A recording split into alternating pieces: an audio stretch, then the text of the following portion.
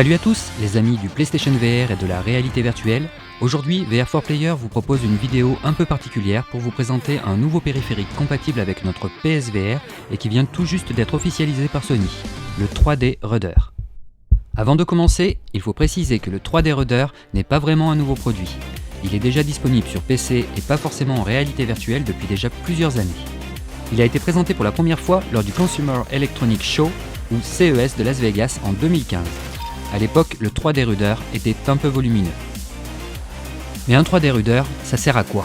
Le 3D Rudder est un périphérique supplémentaire qui vous permet de déplacer toutes les actions de mobilité au niveau des pieds. Cela donne aux développeurs la possibilité de libérer des actions sur les contrôleurs des mains et vous devez commencer à voir précisément où on veut en venir.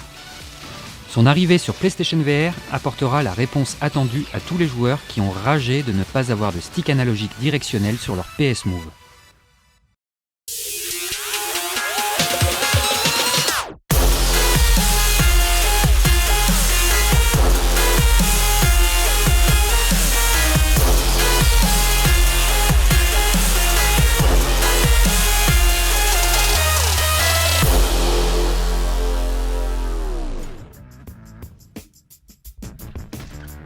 Durant plus de 2 ans maintenant, nous avons attendu une réponse de Sony au problème du déplacement en réalité virtuelle avec les PS Move dépassés, sortis en septembre 2007 sur PS3. Les développeurs ont dû trouver des solutions plus ou moins concluantes pour pallier à cet handicap, mais même si appuyer sur un bouton pouvait fonctionner, on peut dire que l'absence de stick directionnel était un très gros point noir du côté de l'offre VR chez Sony. Comment avancer tout en bandant un arc avec des PS Move ? Comment se déplacer en visant et en tirant avec un revolver dans chaque main en VR. Certains développeurs comme Ubisoft ont clairement annoncé que leur jeu Space Junkies ne sortirait pas sur PSVR à cause des PS Move. Le simple fait de tenir un objet en VR vous oblige de presser la touche T des PS Move. Alors si en plus vous devez vous déplacer, vous allez devoir presser un autre bouton.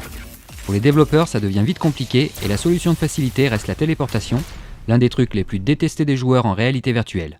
Le truc qui vient exploser l'immersion dans un jeu. Le 3D Rudder a pu recevoir quelques critiques de la part de certains utilisateurs sur PC. Parmi elles, une question revenait. Quelle était son utilité avec des contrôleurs qui disposaient de sticks directionnels ?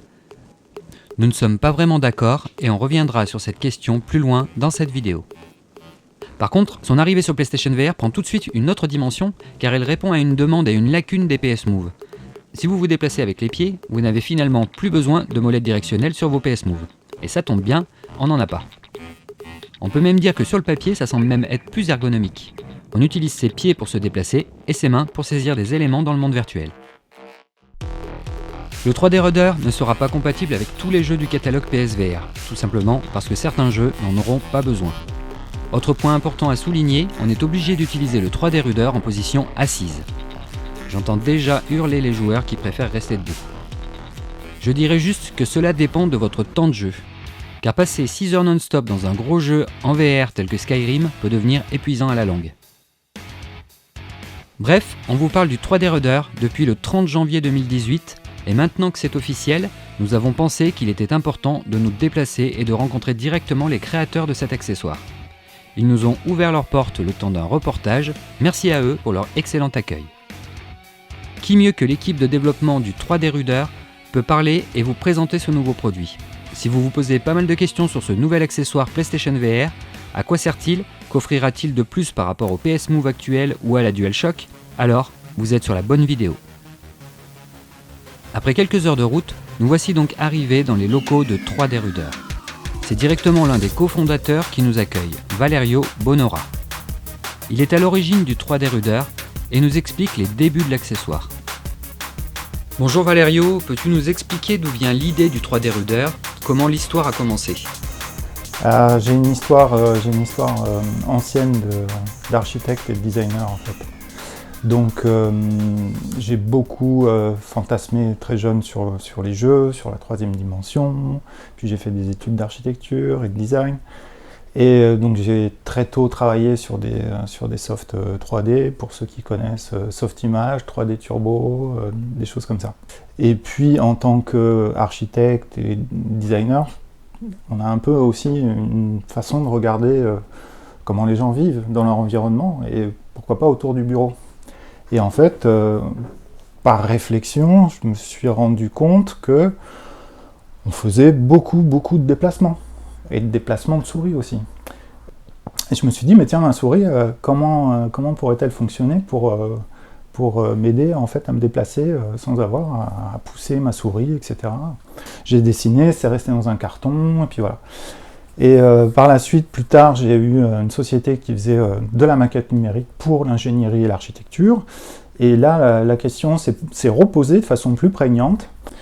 Et j'entendais plein de solutions très saugrenues.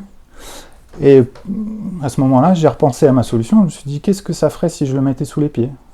Donc est venue cette idée de lancer le 3D Rudder pour le monde du CAD. Par nature, comme je le disais tout à l'heure, le déplacement, c'est inhérent à tout utilisateur parce qu'il est humain, il est fait avec 2 jambes, 2 pieds, il a ses mains pour travailler et en général, il veut découpler ces choses-là et non pas les coupler. Et donc au premier passage au CES, on s'est dit mais la VR, c'est le lieu pour parler de déplacement, pour faire du déplacement. Dans la vie réelle, on est très bien équipé pour ça, et en VR, très mal équipé. Parce qu'on nous demande de tout faire avec les mains. C'est un vieil héritage, je veux dire, la machine à écrire est devenue un clavier, et puis ça suffisait pas. L'adoption de la souris n'a pas été sans mal non plus. Mais on n'a pas remis en question ces choses-là, donc on va faire de la téléportation, on va faire, je sais pas quoi, marcher sur un tapis, ou si je marche sur un tapis, mes déplacements et prises d'appui et des changements de direction, comme un tennisman le ferait de droite à gauche ou d'un boxeur, c'est pas pris en compte ça. Donc la réponse du 3D Rudder, c'est à un moment donné d'impliquer ses pieds, pas forcément de la façon la plus évidente, qui serait je marche, je cours, mais c'est d'utiliser ses pieds et de faire en sorte que le réseau qui est mis en route parle quand même à notre cerveau de façon naturelle. Donc le 3D Rudder, ça a la caractéristique, c'est que finalement c'est un plateau en équilibre. Si j'y mets les pieds, je vais bouger son équilibre. Et de fait, les gens posent les pieds dessus et très rapidement, ils comprennent que basculer en avant, ça va en avant. Comme un Segway par exemple. Je pense qu'à la fois la VR invite à repenser un petit peu la façon dont on conçoit jeux, les activités en général en réalité virtuelle, mais aussi, et on le voit, ça invite aussi à beaucoup de recherches sur les interfaces qu'il nous faut pour pouvoir interagir et se transposer dans des mondes dans lesquels on ne peut pas vraiment vivre. C'est intéressant. Okay. Voilà. Merci Valerio. Merci beaucoup. Je ne vous cacherai pas que j'étais un peu pressé d'essayer le 3D Rudder sur PSVR. Attention, nous parlons bien ici d'un premier essai et pas du tout d'un test du produit. Le modèle essayé n'était qu'un prototype. Mes premières impressions sont plutôt bonnes. Le 3D Rudder apporte ce qu'il manquait au PlayStation VR, à savoir la possibilité de se déplacer librement dans un jeu en VR sans avoir à appuyer sur des boutons ou même des combinaisons de boutons sur les PS Move. Sur des jeux à la première personne, le 3D Rudder est plutôt efficace. Le 3D Rudder est une nouvelle façon d'aborder le déplacement dans un jeu ou une application. Avant de passer à notre premier essai, il est important de bien comprendre ce qu'il va nous apporter dans nos jeux en réalité virtuelle. C'est Florian Renaud, le business développeur, et Cécile Valéry, la directrice marketing chez 3D Rudder, qui répondent à nos questions. Bonjour Florian, peux-tu nous présenter le 3D Rudder ? Alors le 3D Rudder, donc, c'est un appareil qui permet de se déplacer dans n'importe quel type d'environnement, donc en VR ou pas. En l'occurrence, la principale utilisation aujourd'hui, donc, c'est en VR. C'est un device qui permet donc, de se déplacer avec les pieds, donc de manière très simple, très intuitive, en le penchant vers l'avant, l'arrière, la gauche, la droite. On peut aussi faire des rotations. Et donc l'idée, c'est de transférer des mouvements qui sont en général faits au niveau des mains, donc par exemple avec un gamepad ou les PS Move, les transférer au niveau des pieds, pour avoir les mains moins surchargées quand on joue en VR, et donc pouvoir effectuer plus d'actions simultanément. Donc l'idée, c'est de pouvoir se déplacer en déplacement libre, donc sans téléportation, qui est un mode de déplacement qui est assez décrié par les joueurs, tout en pouvant utiliser les mains simultanément pour effectuer d'autres actions, donc se concentrer sur par exemple saisir des objets, tirer ou tout type d'actions qu'on peut imaginer en VR. Florian, tu es en train de nous dire que nous n'aurons plus besoin de stick analogique sur nos PS Move ? Donc déjà il n'y en a pas, mais effectivement donc c'est une réponse à une des lacunes des PS Move, l'absence de possibilités réelles de déplacement. Voilà. Donc en l'occurrence l'absence de stick analogique. Comment les studios de développement qui travaillent sur des jeux PSVR réagissent à l'arrivée prochaine du 3D Rudder? Très bien, très bien. Tous les studios qu'on contacte sont très positifs quant à l'utilisation du 3D Rudder. Ils savent que ça apporte un plus au gameplay parce que souvent, une de leurs premières préoccupations, c'est donc, comme je disais, la gestion du mouvement. Et donc le 3D Rudder apporte une réponse claire et nette. Quand auparavant, ils devaient imaginer se déplacer avec les PS Move, donc souvent c'est en appuyant sur le bouton du milieu et en orientant le PS Move dans la direction souhaitée, qui peut poser pas mal de problèmes de gameplay dans certains jeux. Le 3D Rudder permet de se déplacer de manière beaucoup plus naturelle, intuitive et surtout immersive parce qu'on se déplace avec les pieds comme on le fait dans la vie de tous les jours. Donc, les studios de jeux accueillent très bien le 3D Rudder pour PlayStation parce que ça leur permet d'envisager des possibilités infinies de déplacement dans leurs jeux, des déplacements totalement libres et d'imaginer des nouveaux gameplays avec les combinaisons, avec les manettes pour faire plein d'actions manuelles et combinables avec le mouvement simultané pour avoir beaucoup d'immersion.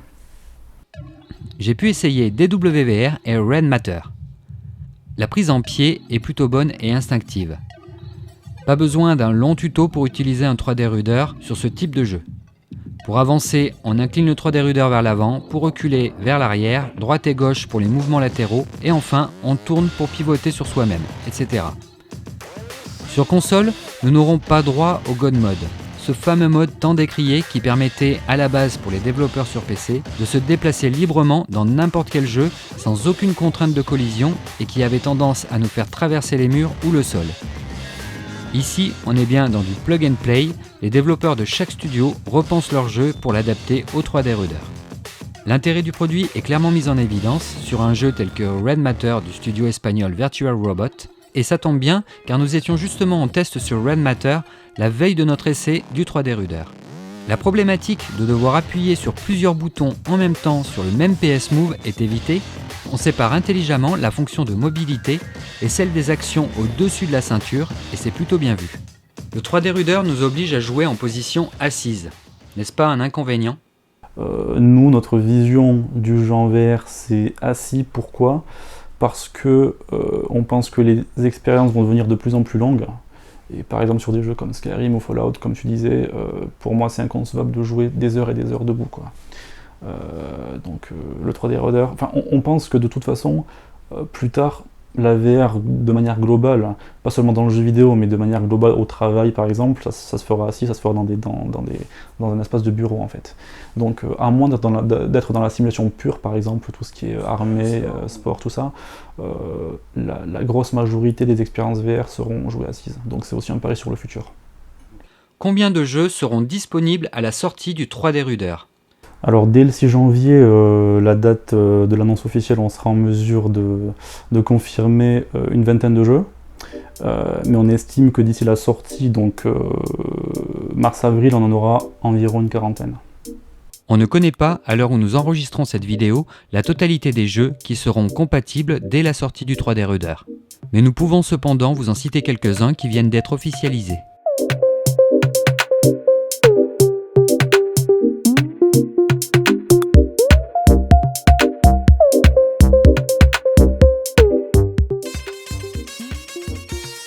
Dans DWVR, nous avons eu à peu près le même ressenti, à la différence que les mouvements de rotation sur soi étaient un peu trop rapides et peuvent, il faut bien l'admettre, générer du motion sickness chez certaines personnes.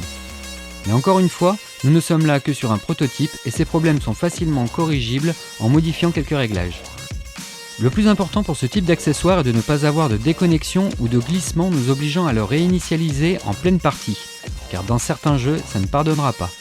Nous testerons précisément le 3D Rudder sur différents sols, de la moquette, du carrelage, du plancher, avec et sans chaussures, sur des jeux plus ou moins nerveux afin d'avoir une idée beaucoup plus précise des éventuelles surprises qu'un joueur pourra rencontrer. Pour le moment, notre premier essai est concluant et le potentiel du 3D Rudder est simplement énorme. Si ce mode de locomotion fonctionne très bien et qu'il devient une habitude pour le joueur, alors il ne sera plus utile d'avoir de stick sur nos contrôleurs. Et c'est peut-être là l'occasion dans un futur proche d'introduire des gants plutôt que des manettes en réalité virtuelle. Pour un joueur sur PS4, PSVR, comment ça va fonctionner un 3D Rudder ? Le 3D Rudder ressemble à ceci.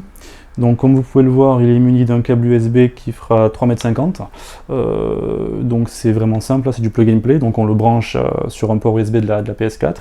Et le 3D Rudder sera reconnu comme un contrôleur au même titre qu'un PS Move ou que la manette DualShock, et fonctionnera dès qu'on le branche. Alors, le 3D Rudder sera disponible en avril 2019, mais déjà disponible en précommande à partir du 6 janvier, au prix de 119 € sur le site 3drudder.com. Quels sont les types de jeux les plus adaptés au 3D Rudder ? Le 3D Rudder est idéal pour tous les jeux dans lesquels le déplacement est une composante essentielle. Donc naturellement on pense à tous les jeux FPS, par exemple Sirento ou The Wizard, ou même les jeux où il n'y a pas vraiment d'action comme Red Matter, juste de se déplacer tout en manipulant des objets, ça fait beaucoup de sens, mais pas seulement. On peut également contrôler des véhicules, donc des chars d'assaut par exemple, ou des avions, comme dans Pirate Flight ou Ultra Wings, ou même Bow to Blood. Et également, on peut imaginer aussi tout un tas d'expériences, comme je pense à Tilt Brush, dans lesquelles on peut créer sans aucune limite d'espace, grâce aux 4 axes du 3D Rudder, donc avant, arrière, gauche, droite, rotation, et on peut même aussi monter et descendre, ce qui rend le champ de création quasi infini. Concernant la mobilité sur 3 axes, pour des jeux de simulation aérienne par exemple, mon avis est toujours positif, mais attention, il faut à mon avis dans ce cas un temps d'adaptation. La précision du 3D Rudder est alors à l'épreuve, et il faut habilement savoir jongler avec le roulis, le tangage et le lacet. Le tout sans générer de motion sickness avec des mouvements trop violents. Nous ne sommes pas du tout partisans d'avoir trop d'options de réglage sur un périphérique sur console. Il ne faut pas non plus se retrouver avec une usine à gaz avec des tonnes de paramètres comme sur PC. Mais tous les joueurs ne se ressemblent pas, et un peu à la manière d'une tablette graphique Wacom, il serait intéressant d'intégrer à chaque jeu un menu permettant de régler la sensibilité du 3D Rudder. Les joueurs qui ne sont pas sensibles au motion sickness vont vouloir accélérer à fond, même si le jeu ne le permet pas, et pourront avoir tendance à trop incliner le 3D Rudder, de faire des mouvements répétés un peu violents qui vont déplacer le 3D Rudder sur le sol, et on ne remet pas en place un 3D Rudder en plein vol. Surtout que sa réinitialisation vous prendra quelques secondes. Les studios de développement n'ont plus aucune excuse maintenant. Certains studios avaient trop facilement recours à l'utilisation de la téléportation en avançant l'excuse un peu bidon que ce mode de déplacement était là pour réduire le motion sickness ou sous prétexte que les PS Move n'avaient pas de stick analogique. Concernant le motion sickness, les développeurs peuvent très bien proposer en option la téléportation et ne pas pénaliser ceux qui ne sont pas malades. L'excuse de la téléportation à cause des PS Move ne tient plus non plus. De nombreux studios ont déjà su répondre à cette problématique avec les PS Move. Pour les rares exceptions comme Space Junkies d'Ubisoft, il y a la solution du 3D Rudder. Il ne reste plus qu'à espérer que le SDK du 3D Rudder sera bien intégré et intelligemment utilisé par les studios pour nous fournir des expériences de jeu plus immersives. Plus techniquement, quelles sont les technologies embarquées ? Donc le 3D Rudder a l'air très simple, il est très intuitif à utiliser et il est assez technologique à l'intérieur. En fait, il comprend des capteurs de pression, une centrale inertielle avec un gyroscope qui permettent en fait de détecter les mouvements des pieds de façon très précise, même s'ils ont l'air imperceptibles sur le 3D Rudder, et de retranscrire dans les déplacements justement dans les jeux de façon extrêmement souple, progressif. Donc une petite inclinaison va faire une vitesse assez lente, une grande inclinaison va faire un déplacement rapide. On peut ensuite combiner les inclinaisons pour aller en diagonale par exemple, faire de la rotation, voilà. Donc c'est très précis et très sensible et très simple à utiliser. Où peut-on commander ou acheter un 3D Rudder PSVR ? Alors, on pourra trouver le 3D Rudder premièrement sur notre site, 3drudder.com. Le lancement sera mondial, donc on pourra le trouver sur les 3 continents, donc Amérique du Nord, Europe et Asie. Il sera disponible chez les principaux retailers, jeux vidéo et grande consommation. Nos premières impressions sur ce nouveau périphérique destiné au PlayStation VR sont plutôt favorables. Le 3D Rudder est en précommande. Vous pourrez trouver le lien sur notre site internet vr4player.fr, sur cette vidéo et dans sa description. Le 3D Rudder est vendu au prix de 119 € TTC. Le pack Farpoint avec l'Aim Controller était vendu 89,99 € lors de sa sortie le 17 mai 2017. Le 3D Ruder est donc 30 € plus cher que l'M-Controller sans jeu, mais s'il est proposé avec une cinquantaine de titres pour son lancement, alors pourquoi pas. On est resté plusieurs mois avec l'M-Controller et seulement Farpoint. Il ne nous reste maintenant plus qu'à attendre sa sortie. Nous vous proposerons un test détaillé quand il sera lancé en mars ou en avril 2019, car il est impossible de juger un produit en l'ayant essayé pas plus d'1 heure. Dans tous les cas, pour le moment, c'est un concept qui a su attirer notre attention. Verdict dans plusieurs mois. C'est terminé pour aujourd'hui les amis, on espère que cette vidéo vous a plu. Merci de penser au pouce bleu en bas à droite, de ne pas oublier de vous abonner en cliquant sur la petite cloche pour ne manquer aucune de nos vidéos. On vous rappelle également que VR4Player a besoin de votre soutien. On ne peut pas financer un site comme VR4Player avec de la pub ou YouTube, ça ne rapporte rien. Vous pouvez nous aider en nous faisant un don sur notre page Tipeee, vous trouverez le lien dans la description de cette vidéo. C'était la preview du 3D Ruder avant sa sortie, nos premières impressions sur le produit. On vous dit à très bientôt sur VR4Player. Ciao tout le monde, bis à tous.